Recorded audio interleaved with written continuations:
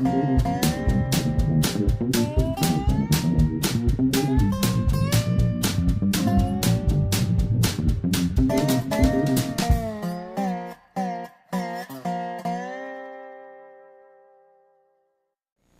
is Dave Monk, your Prairie Monk, WEFT Champaign, 9.1. Today we have a mixed bag of items. First of all, it's the daylight saving change. I'm not really a fan of daylight saving. I think animals generally are creatures of habit. They have chemicals that roam around their brain and their body, and I know we have changed the world with everything from automobiles to housing, but I think this is a change that is not totally necessary.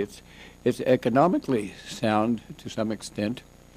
I can remember the day when the big car companies who had come to Australia to set up car factories, and they had a great deal of problem getting people to do graveyard shifts.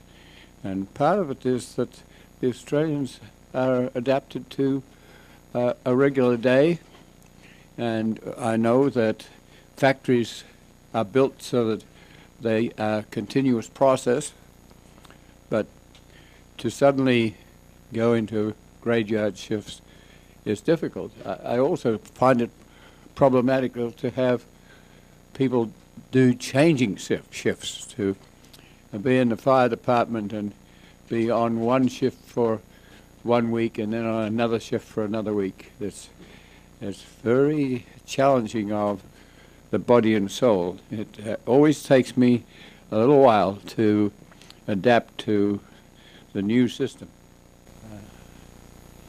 Enough of that. The snow is melting outside, so it's a little sloppy underfoot.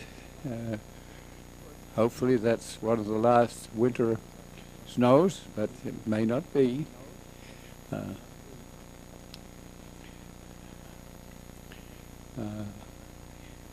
I'm impressed by the fact that once again people are inside, and I listen to the radio program where people suffer from the amount of regular light they should have. So sometimes the therapy is to provide a light source that is serious enough that it duplicates the sunlight.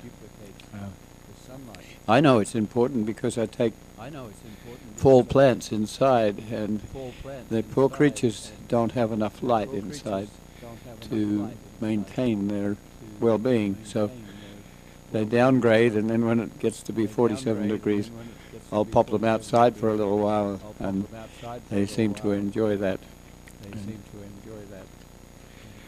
I was prompted to look at some books that I accumulate and other people give me,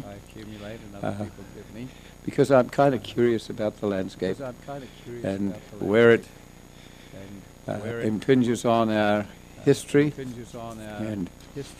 And the building next door,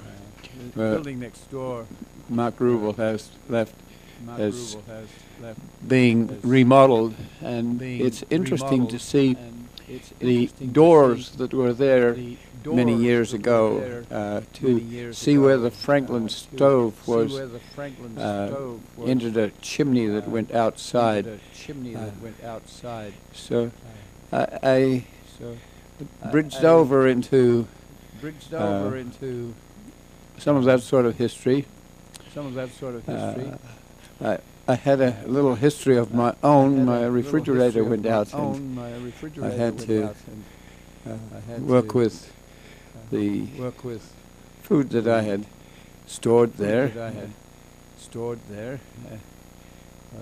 For a while, backup in case something happens, and in case can't get the food, don't have the money to buy a lot of food to buy a lot of people food. do help out And with food. people do help out with food.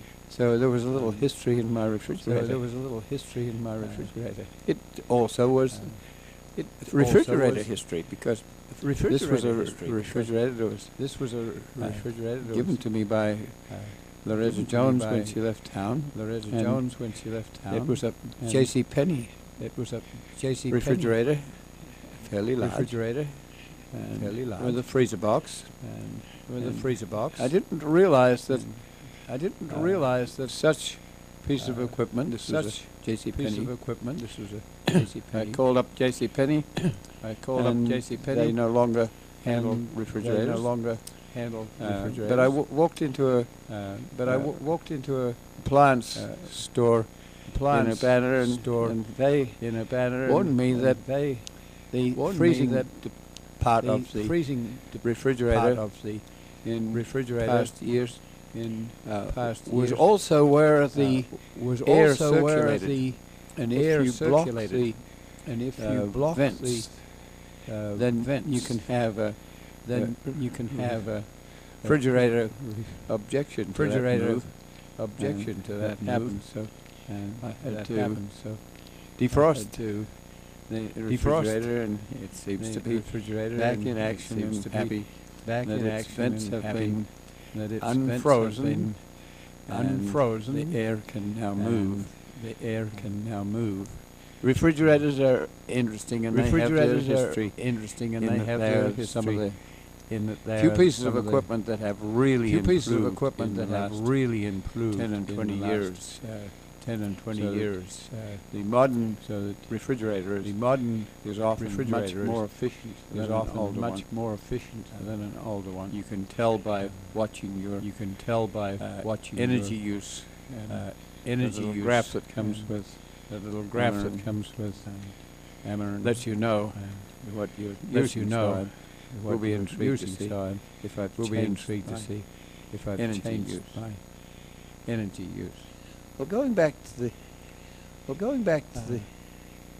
well, uh, perhaps we ought to talk a little bit about perhaps we ought to talk a little bit about technology. I'm kind of technology. amazed at I'm kind of the amazed at capacity the of capacity a modern of cell phone.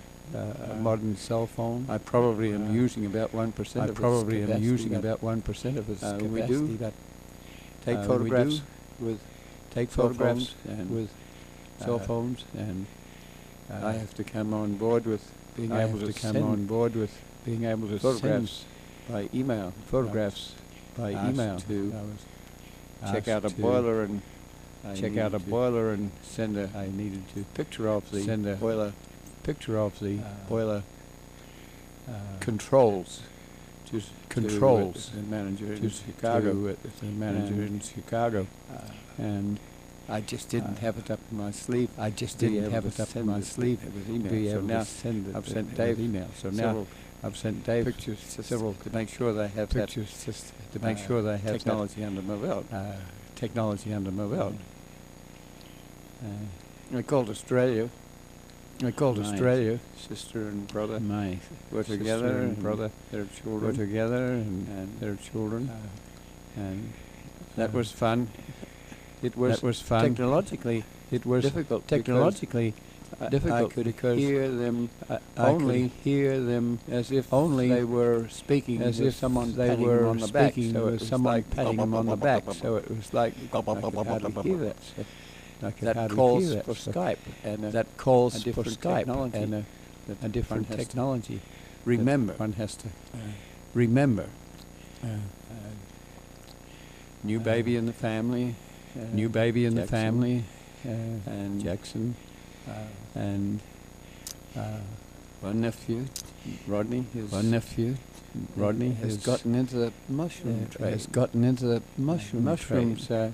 are interesting. Mushrooms and, people like their interesting and, flavors. people like their flavors. I'm not and, quite sure what the nutritional I'm not value quite of sure what the mushrooms nutritional value but- of mushrooms is. They is. certainly have but- flavors. And They certainly you can have get the flavors. And big portobello you can get the mushrooms that big portobello maybe 10 inches mushrooms across, that and you can get the maybe tiny 10 inches across, little and you can get the tiny button little mushrooms. button But in between mushrooms. there is a But like in a 2 or between 3 there inch is a mushroom like a 2 or It 3 grows inch fairly mushroom. quickly.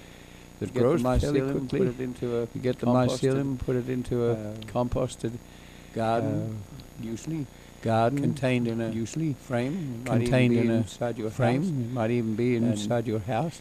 Give it less And, light because mushrooms give tend to it less grow light because in places where mushrooms there's tend to not grow much light. in places where there's not Put much burlap light. over the top, and Put burlap over the within top. 2 and weeks Within 2 weeks, likely to have you're a series of likely to mushrooms, have which you can then a series harvest. of mushrooms, which you can Mostly then they harvest. get sold to Mostly they get sold to dealers that are dealing with organic dealers that are dealing with organic uh, produce, or they're a little different. produce, or This is not the they're a sort of little trade different. where you This is not the you sort of sell trade where to you a major you chain, sell although to I'm a sure the major chain. chains are doing Although things. I'm sure the major chains are doing In some things. places where there are In some places where there are railroad retired tunnels, railroad they're a tunnels, very productive place for growing they're a mushrooms very because productive it's place for less growing light mushrooms because and it's moist. less light and it's mushrooms moist. need a certain And amount of moisture. Mushrooms need a certain amount of And, moisture. That makes it a little and, awkward to grow That makes them it a in little house. awkward to grow them So in I a was house. learning things from So I was learning Australian things from relatives. Australian relatives. Some of them had been off to Fiji. Some of them had been off to Fiji. Fiji is an interesting place. Fiji is an interesting been place because Sort of it has been sort over of the years become over the years become Southeast Asia Indian Southeast Asia place. Indian and place. that has taken over and from that has the taken over Fuzzy from natives, the South Fuzzy natives, the Islanders that South were Sea there. Islanders that were So there, there's, and so there's a little bit of conflict between a little bit of who, conflict between who politically controls Fiji. politically controls He Fiji. had gone with But he a had bunch gone of with people who a were bunch of people reported who for were their work in rewarded television for and other their things. work in television and other and it was things. a trip. Yes. And it was Australians a haven't been trip. able to do Yes. too many Australians trips haven't been able to do too many trips the in last 100 years because the if last you were going to go 100 to years the because home if country, you were going to which go was to the England, home country, had to which get was on a- England, first of all you had to get on a a wind first of jammer, all a wind jammer and sail to England, and sail to then England, you had to be on or then you had a to steamboat, be on which a still took about 6 weeks to steamboat, get to which still England. took about 6 weeks to get to And, England. And so- so Australians haven't Australians been able haven't to go to the been able South to Sea Islands go to the very South Sea easily, but Islands now that there are very easily, planes but and now that there are ships planes that and have ships that have rudders uh, on them, the ship rudders is on often them, shallow, the ship with is often projections on shallow either side, so with projections it's on like either having side, an so outrigger. it's like having an outrigger. You stabilize the ship that way. You rather than stabilize having the a ship deep that way hull. rather than having a And deep those hull. shallow And those shallow tourist uh, boats can tourist go in the boats barrier reef, can which go usually in the barrier surrounds reef, which an usually island, surrounds an often island, a tropic, often a volcanic tropic island old with volcanic island this with little uh, bay behind little the bay behind the, the barrier reef, and there will barrier be reef, openings in the barrier and there reef will that be you can go openings through, in but the they're barrier not reef that that you can go deep. through, but they're not But that when you deep. get into the shallows, But when you get that's a very into the pleasant place shallows, for the that's a very pleasant ship to place dock. for the all those ship ships to have dock. become more all popular. those ships have become and, more popular, The and Australians are travelling the Australians in that are manner. travelling in that manner. So one of my So nephew one of Rodney has my nephew been to Fiji. Rodney has and had something been to say about Fiji that. and had something to say about that. Often bring back gifts. Often bring back gifts.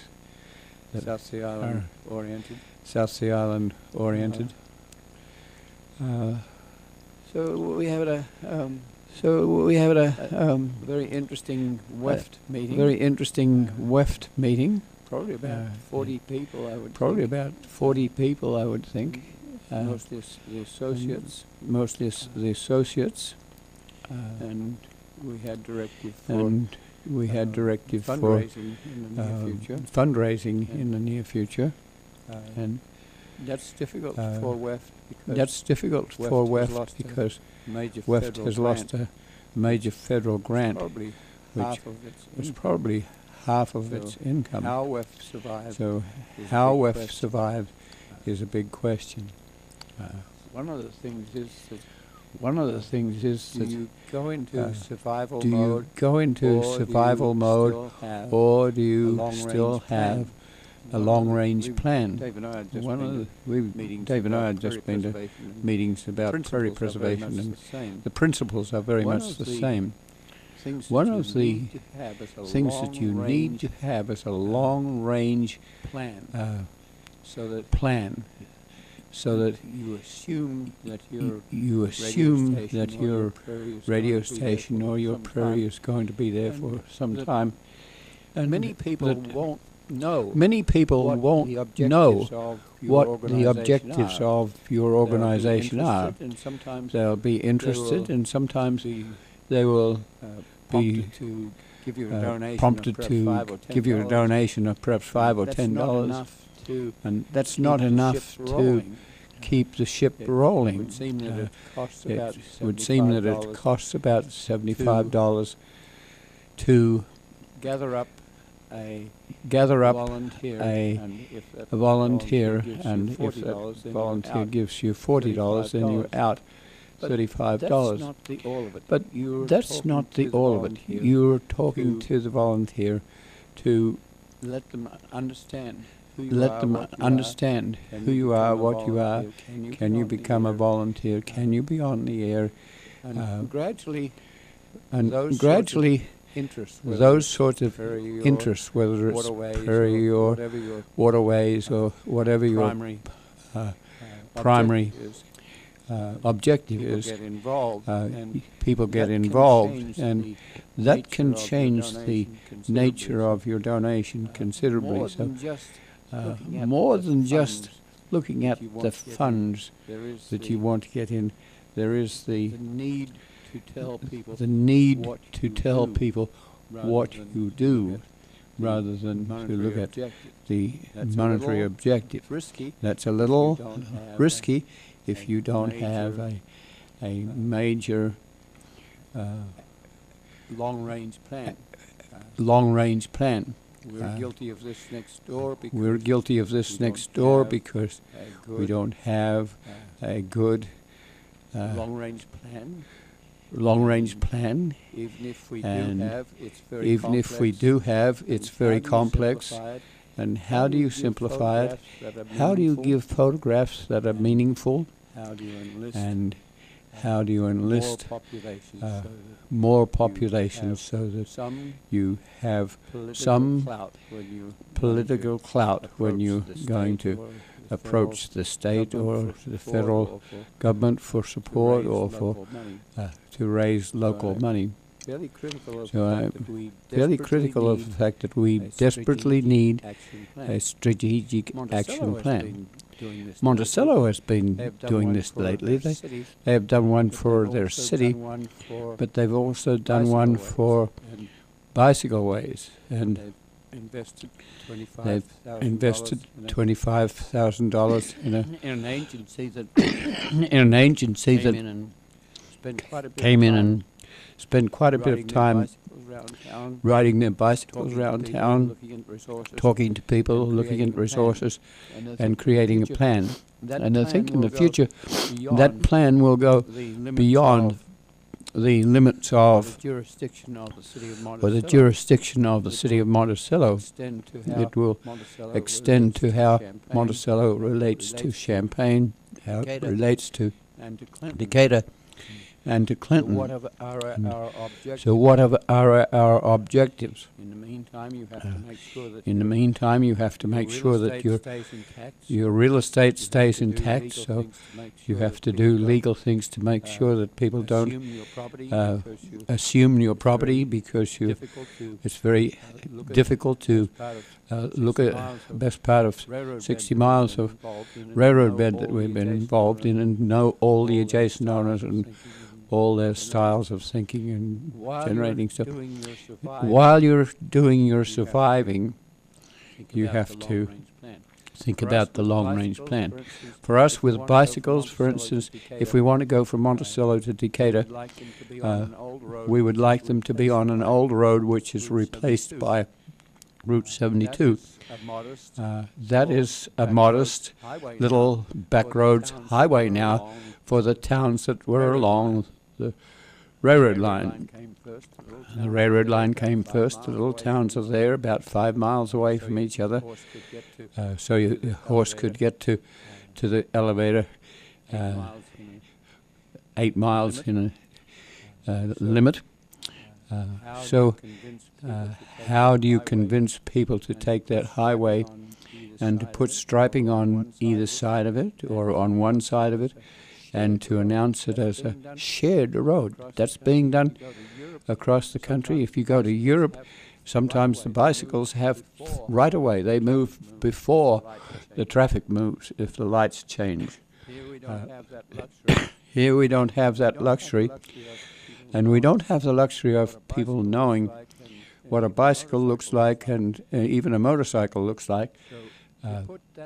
So to put that sort of thing into a long-range plan means that you're looking perhaps 5 and 10 years ahead. You need to put signs on the road. Signs are expensive. Where do you put them? How do you educate a population? We have Prairie next door, and very few people know about Prairie. There have been 6 generations getting rid of it so that they could plant corn and soybeans, or have, before that, livestock. So do they know the Prairie? They probably know the weeds that excuse me.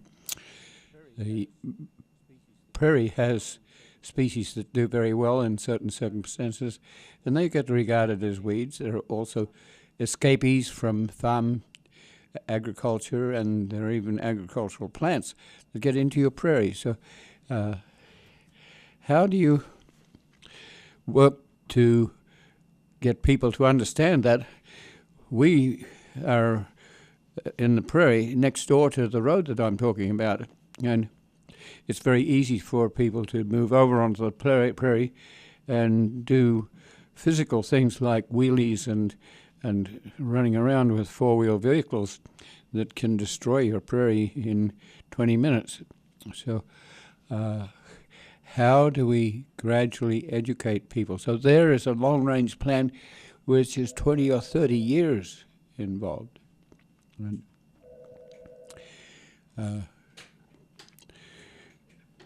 so I was thinking as I was sitting there at the WEFT meeting about long-range plans for things like library. How do you record what you're playing? Music is excellent, and often it's unique, and how can we work with that? So there are committees that are doing that. There's part of your long-range plan. Do we up the amount of memory that's available? Do we work with the libraries, the Champaign Library and the Urbana Free Library, to record what we're doing here with broadcasting on the air, but also changing that to a video which is aired on television and then goes to YouTube. All that takes a lot of work to do, but in the process we have to think about what is the distance? Where do we go in the distance? Could the next door building be a video forte?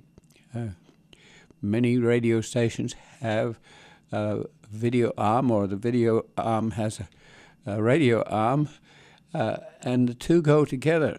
How do we look at that in 50 years? And it's going to change by the year, probably. How do we record the information? How do we take it on to a next generation? So the meetings that we've been going to, that are Prairie State Conservation Coalition, indeed looking at those long-range things. Some of the things that they're looking at are like taxation, privileges that for a long time have allowed people with farms to retain small forests or to own land that is forested. How do you expect those people to preserve that forest if you're going to take away the tax incentive? So the Prairie State Conservation Coalition is looking at that as a political thing. If you have a Department of Natural Resources that has lost its funding over and over in the last 10 years, how do you look at that in distance and say it's easy for there to be a financial crisis? It's easy to go to the plants and the animals. They don't object the same way as if you go to the human element. It's not easy to take down houses, but it's much easier to take away the tax incentive, which leaves us with those small pockets of forest and prairie that the Grand Prairie Friends and others are trying to save. Once again, it's not going to happen quickly. It's not going to happen in one generation. It's going to happen in a long distance. The park districts that we have, the forest preserves that we have, are no more than about 75 years old.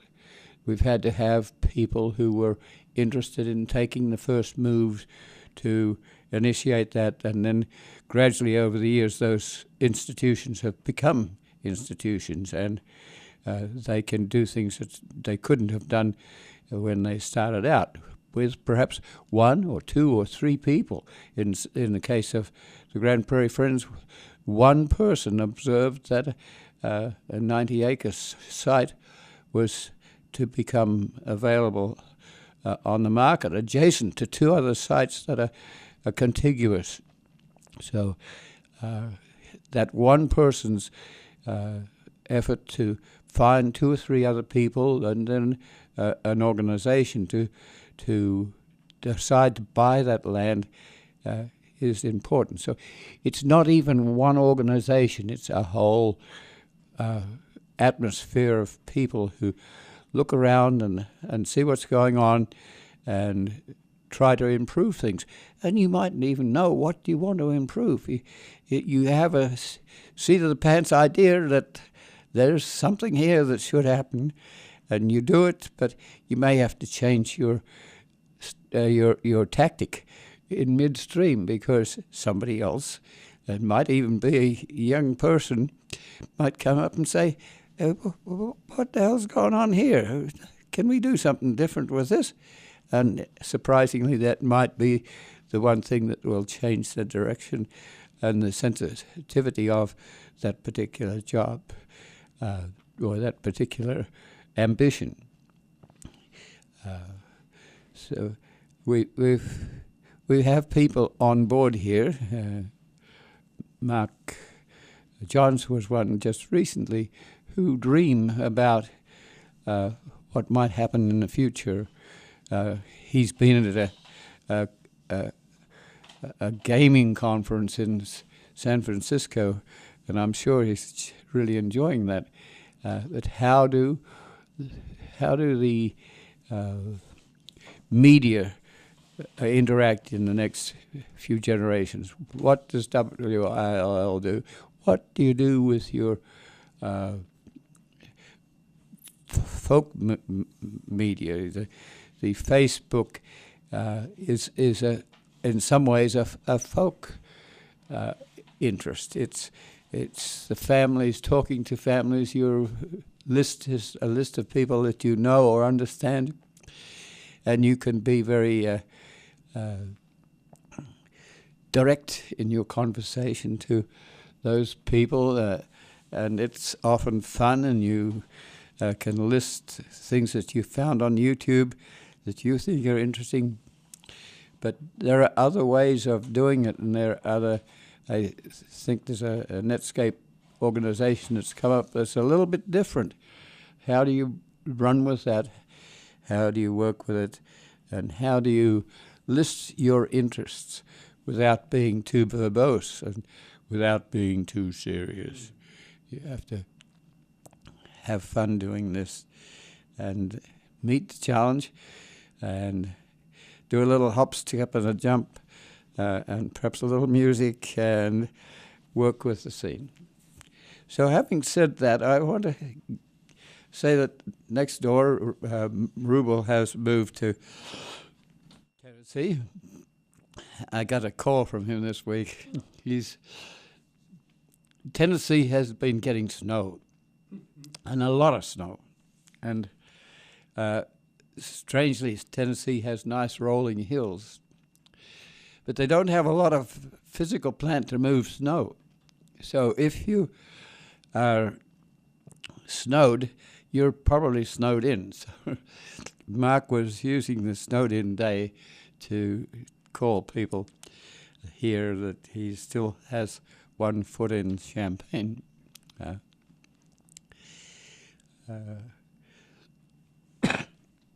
But the next door building where he was being remodeled, and the doorways are there. The Franklin stove era is there.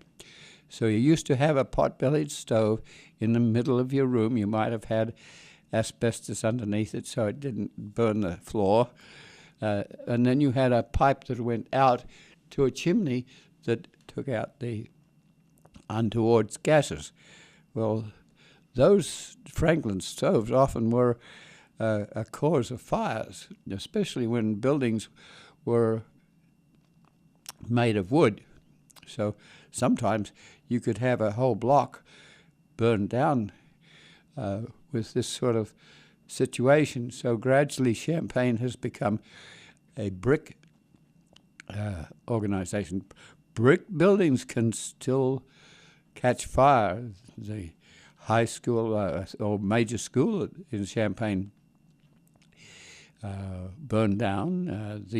In Urbana, the illegal Flatiron building at the west end of Main Street burned down. So fire is important.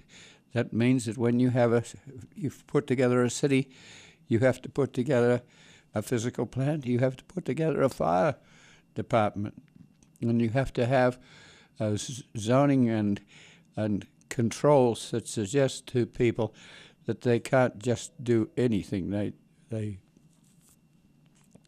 There are certain rules of the game that the community has put together. So I see the lights are going. So we have from time to time thought of having people call in and ask us questions, and we do have that facility. We haven't ever used it, but when we're talking about some of these things, we're talking about people with similar interests, and so it's helpful to have a call-in device. So I went over to the local bookstore, and I was finding books that I was aware of. They're halfway costly, but they're a history, often a photographic history of Champaign and Urbana. There's one that's by Ray Beale that is a local librarian and photographic historian, and it's got a welter of photographs that you would never have yourself. I'm just opening a page with interurban railroad cars. They were very different. Some of the cars were open so that you rode in summertime with lots of air, and the conductor would ride along the side. He'd have bars that you could hang on to, and would have a sporran, which was a bag with tickets in it, and you could get aboard the interurban and receive your ticket on the interurban. Others were cars that had a corridor down the middle, and they were much more plush and free from interaction with the elements. So just to be able to see what it looked like to have an interurban station, right at the end of the street where WEFT is, right at the end of Market Street is a Illinois Central building, which was where the streetcars would come in and stop and stay for a while or start out. Just knowing that and being able to walk around town and say, wow, that's where the interurbans used to be. Sometimes it's just right outside our door. You dig up pieces, the fiber optics people who are putting in cables recently were digging up pieces of railroad. And this was the interurban that used to come down the street. And either that or railroad pieces were used in construction of street, what would you call them, storage of water under the street, because fire departments didn't have anything but horses to draw their water carts. So you had cisterns at the junction of streets like Taylor and Market Street, and that cistern would provide water for the putting out of a fire. Those elements get uncovered. So people like Dan McCollum, who's mayor for 15 years, or no, 11 years, who is the city historian, can tell you about that. We go back to a railroad. We had a town called Urbana, settled on the Big Grove, 10 square miles of forest, probably there because there are eskers or underground rivers under the glaciation. And there's a Yankee Ridge moraine that runs steeper to the south and then gently tails off towards Rantoul and contains water that eventually broke through that moraine as the Salt Fork Creek. So you have to imagine that the early settlement there was Native Americans that came from Vermilion County that had enough terrain that you could find yourself a warm spot over winter. But then you reached west to Champaign and other communities where the soils were good and the hunting was good, and you made use of those forests as spots where you could use the gravel to make tools. You could take down a little of the forest to create a spot for corn and soybeans, or no, not soybeans, corn and melons and other crops. Soybeans didn't come until 1936. And that would keep you out of the prairie, which was damp. The outwash plains in front of the glaciation were damp and full of mosquitoes and malaria. And so the early cultivation was actually to take out the minuscule pieces of forest and work them. So Urbana, the first part of Urbana was over there northeast on sort of kitty corner from Route 45. The first post office was there, and Urbana only became Urbana because somebody bought land in Urbana and felt like it was best to be there. So the early settlement of the place moved south to Urbana, which probably didn't have as many trees as the Big Grove, which was further north. Once you got that established, you had a town. The Busey family was there. There was a Civil War. But then the railroads came through, starting at about 1850. 1854, I think, the railroad came.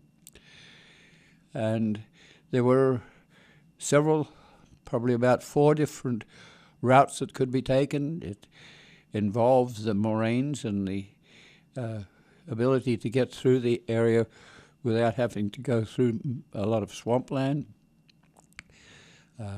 There were people who didn't necessarily want snorting trains through their community. There were a whole bunch of different reasons why eventually the Illinois Central decided to go through Champaign. That created a different commercial town, because that's where the freight dropped, and that's where the people got out, and that's where the business was. And the line went through Kitty Corner on an angle. By this time, Mr. Jefferson has decided that the country should be divvied up into north, south, east, west corridors. It's called the Jeffersonian Plat. But usually the railroads like to have a plat that was their particular convenience. So we have a plat in Champaign that creates quite a lot of flatiron buildings that are at an angle, because the Jeffersonian Plat and the railroad plat converge. So if you're coming along University Avenue under the railroad line and you look at the city building is a flatiron building. And Chester Street goes off to the right, and University Avenue is on the Jeffersonian Plat. So just walking around town and thinking about how things happened, that particular decision to have two different plats is a nightmare for planners who try to send traffic around Champaign. There was an attempt to close Neal Street off with a mall, which is a modern convenience that was discovered, but it wasn't really working. It wasn't working as well as an independent mall like the Marketplace Mall. This was usually closing off streets, whether it be in Kalamazoo or wherever. And Champaign put $1 million into closing off Neal Street and putting in a mall, and then spent probably 10 years later, spent $1 million taking the mall out and letting the traffic go through straight on the Jeffersonian Plat. So you have to know that genuine people have made these decisions. Even the names of our communities may have a history. If you go to Ohio, you find a Champaign County. You find an Urbana in Ohio. And so people came west and brought their friends and relatives, and they named the new place. Like Mr. Allerton came from Armenia in New York, and he came to Monticello and named his little burg Armenia. So we have that sort of history. The name Rantoul is probably, I'm pretty sure that was the name of a gentleman on the railroad board. So often the names of the towns are people who were making the decisions and leaving a history. So I've mentioned the Ray Beale book on Champaign. There's another book similar on Urbana. And there is one for Champaign County. There is more than one for Champaign County. I have a little booklet it's called The Mirror. It comes from Farmer City. And I learn about the landscape there. Mr. Moore passed on. He didn't have any children, if I remember rightly, and he donated the land for the Moore High School. And today that high school is being used as an antique drive. There's an antique show at Farmer City this very day. It's a very popular antique show, and it's just probably about 20 miles out of town. And there, in this issue, we're dealing with the lady who came to she contracted with the telephone company to answer your phone and to connect you with someone else. So you rang this bell and generated enough electricity to generate something in her headphones, and you said you were number 213 and you wanted to call 356, and she would connect you. Probably the connection included a line of people on the same telephone line. So it got to be a family affair, but just the reporting of this lady's, eventually she had to leave because the telephone post office patch. We actually have, to record this program, we have to put in a post office plug. And that comes from the post office plugs that you had to connect up to number. I can remember my father on usually the post office, which often was run by a local family, had such equipment, and there was usually a booth outside. It was like with swinging doors, and it was sometimes, in my case, or our case, it was out in the open. If it rained, you were talking with your head in the box, and it would rain on you. But you would call, and the operator would give you the number. Well, when they modernized, she had to go off to other places and contract elsewhere where the updated equipment hadn't arrived yet. But just this little friendly 4 times a year document deals with when people were buried, when that's sometimes the only time when their history is recorded. So that is being put together in Farmer City. I have a booklet where we would take people to places of interest in communities. It's called Sacred Places and Other Sacred Spaces and Other Places. I used to teach with this 3 of us. We started off with 2, Jim Zanzi and myself, and we'd take people to interesting sites.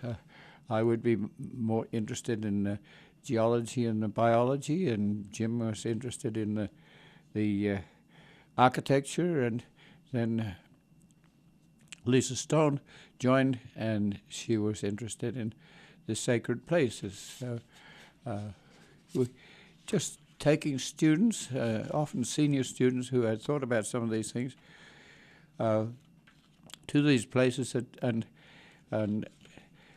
part of the story is that people would come from the east and the west and tell us that there was no real art in East Central Illinois. These were people that were all digging in the ground, creating agriculture, and there was no culture here, except that they had a huge art institute in Chicago, which had emulated similar institutions in Europe. So Jim was anxious to tell people about the things that he was intrigued by.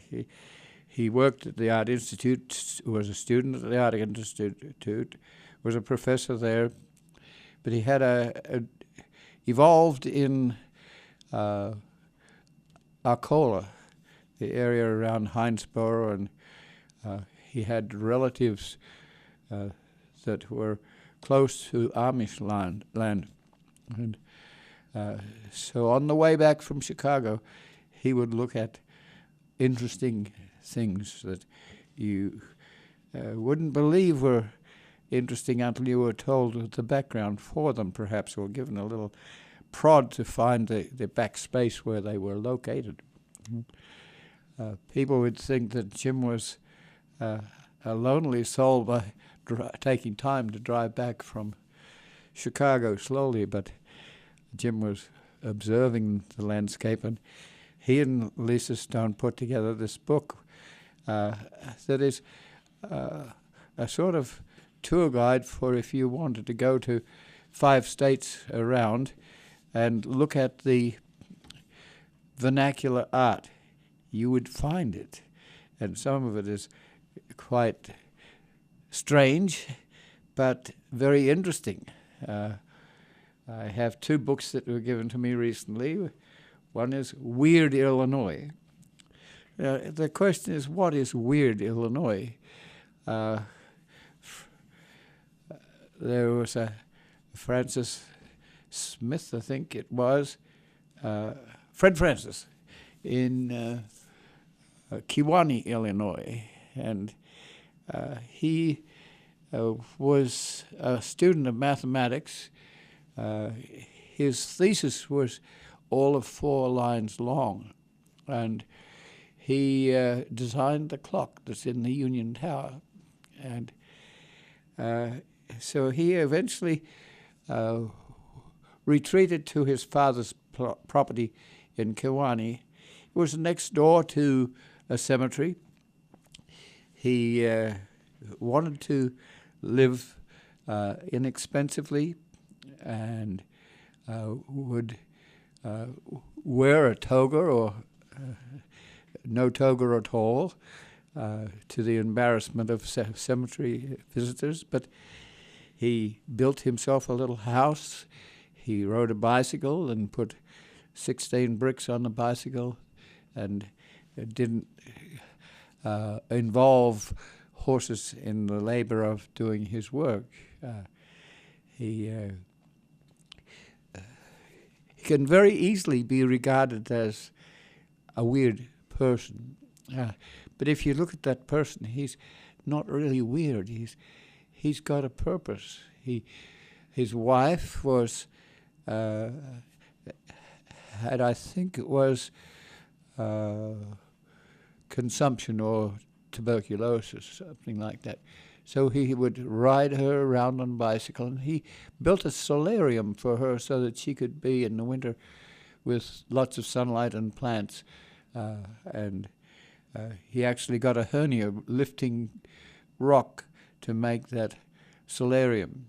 They had different lifestyles in terms of food preferences, so they had 2 different tables for their interest. He made 2 beds that were like you would get in a railroad train. And he had innovations like mosaic on the floor. He had gutters that were made of wood that was hollowed out, so the water would go in a direction that you wanted. He dug a tunnel so that air could be brought into the house through a tunnel where the soil was cold, and the air getting into the house would be cool in summer. So this person wasn't really weird, but so I have 2 books that are like Illinois Curiosities and Weird Illinois that are counterparts some to the Sacred Spaces and other places. The Sacred Spaces calls for some thought. If you walk around town, you'll sometimes find an Oddfellows building or a Bodden Woodman's building. These were secret societies. When Wisconsin was also Illinois and huge, there would be a headquarters for certain elks or other groups, and these were societies that often ran your insurance. If you had a family that was challenged, then you might be helped out by the membership, being a member of a sacred society. A secret society also, because you sort of kept your business separate. You had an organization. You may have the equivalent of a king and a queen and a royalty, and women did certain things and men did certain things, so it was a different society. But Right now, I'm reminded that one of our crimes is that we do not announce our program. So, David, could you announce our program so that we... Sure. People are listening to WEFT Champaign, and this is the Prairie Monk, and we're down to the last 2 minutes of the show. Oh. So there's, but people at least have had a little bit of advance notice that the end of the show is coming up promptly. Okay.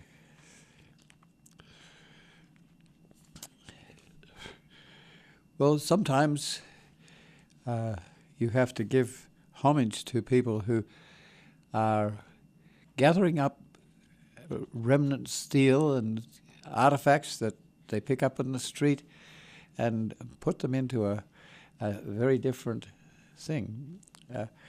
Sometimes, unfortunately, it gets to be the Wayne Gracies or the things that are different, and we have to deal with that too. The fact that a man would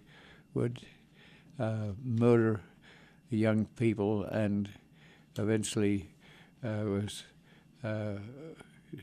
caught up to us by the law, but he was a clown and a very popular citizen around town that was not suspected of doing what he did with young people. So in the process, I also have been reading about Hiawatha. Hiawatha is a Longfellow production. It's almost like Gilbert and Sullivan. He's taken a lot of the Indian lore and put it into a very popular form, a form that didn't criticize the conflicts that Indians were having. And he would he had